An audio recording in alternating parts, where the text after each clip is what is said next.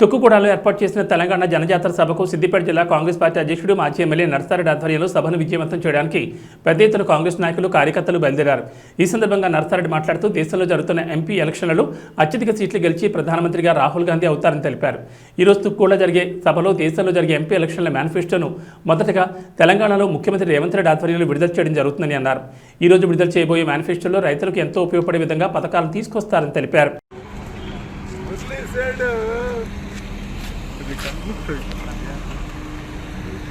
మన గజ్జలో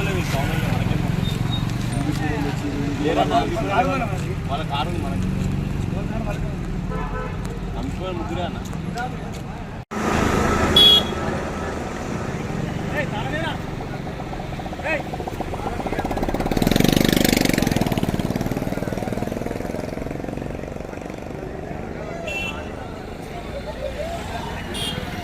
జనజాతర కాంగ్రెస్ జనబేరి సభ జరుగుతున్నది.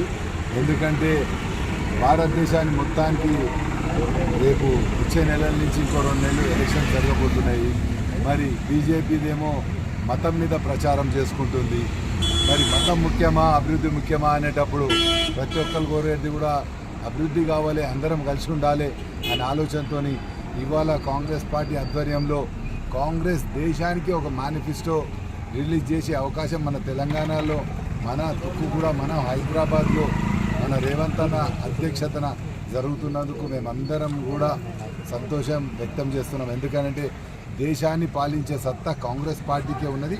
కాంగ్రెస్ పార్టీయే ప్రతి ఒక్క కుల మతాలకు అతీతంగా అందరినీ కలుపుకొని పోయి అభివృద్ధి చేయాలనే ఆలోచనతో ఉన్నది.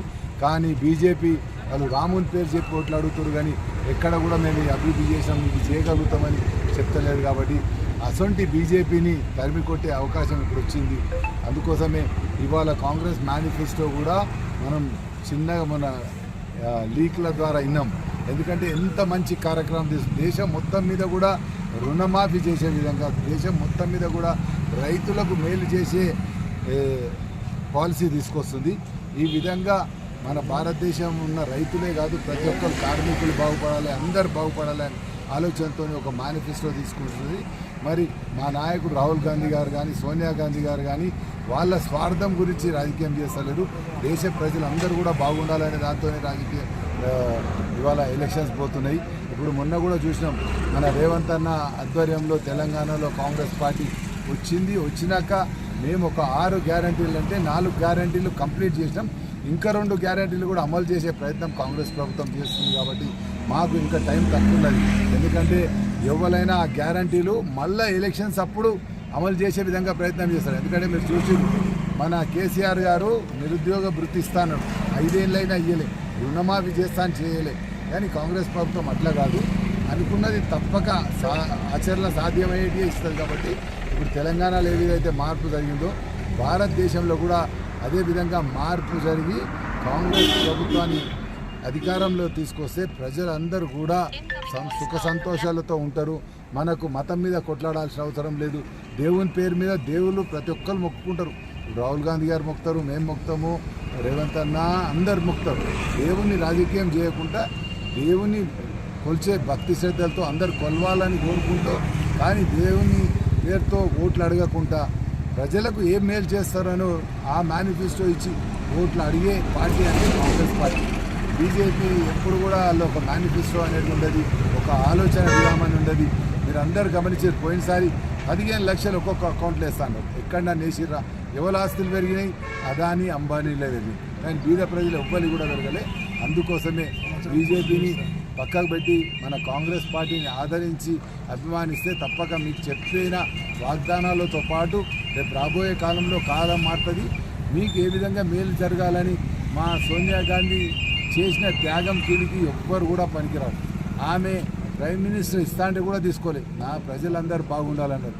మన తెలంగాణ కూడా ఆంధ్రాలో పార్టీకి నష్టమవుతుందని తెలుసు. ఇక్కడ తెలంగాణలో ఎంతోమంది యువకులు మరణిస్తున్నారు. మరి అవన్నీ ఆపాలని ఆలోచనతో ఇవాళ తెలంగాణ ఇచ్చింది. కాబట్టి తెలంగాణ ప్రజలను అందరినీ కోరుతున్నా, మనము తెలంగాణ కాంగ్రెస్ ప్రభుత్వం స్థాపించి ఆమెకు గిఫ్ట్గా ఇచ్చినాం.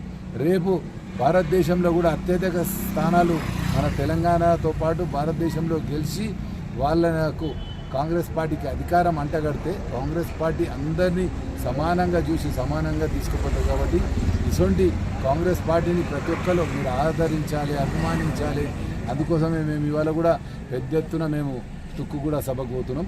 మేమందరం కలిసి కూడా ఇప్పుడు షామీర్పేట కాడ ఒక దగ్గర కలిసి అక్కడి నుంచి ర్యాలీలాగా వెళ్తున్నాము. అందుకోసమే ప్రతి ఒక్కరు కూడా ఈ సభను విజయవంతం చేసి రేపు రాబోయే కాలంలో కాంగ్రెస్ పార్టీకి అధికారం చెప్పాలని మీ ద్వారా కోరుతున్నాను.